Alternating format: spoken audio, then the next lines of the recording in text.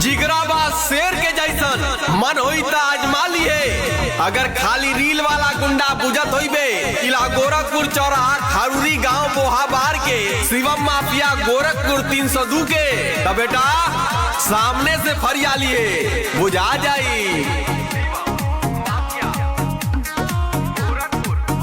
चौरी चौरा कहिया पार हिलल नमवा से भइल खुरूरी में नाम इनकर कमवा से। चौरी चौरा कहिया पार हिलल नमवा से भइल बोहाबार में नाम इनकर कमवा से। ढेर लोगन के गर्मी भइल ढीला इतने उमरिया में गाड़ देले किला। और खंड होया जिला शिवम माफिया से हिला। और खंड होया जिला शिवम माफिया से हिला। शरीफों की बस्ती में रहते हैं, हरामियों से भी रिश्ते हैं। और तुम कूद रहे हो जिनके खिस्से सुन के, उन खिस्सों में भी इनके हिस्से हैं। नाम तो सुना ही होगा शिवम माफिया गोरखपुर 302। गैलन गोरखपुर में हिल गई शहर, रंगदार लोग में बाटे इनकर कहर। बड़ बड़ लोग आके मांगे माफी, शिवम माफिया नम में काफी।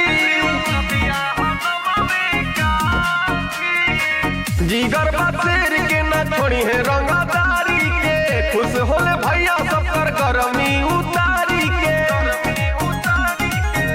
गोड़ गिरे सब छपरी रंगीला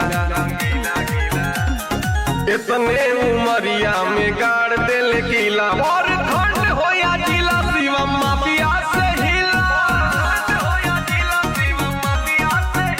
और खंड होया जिला शिवम माफिया से हिला।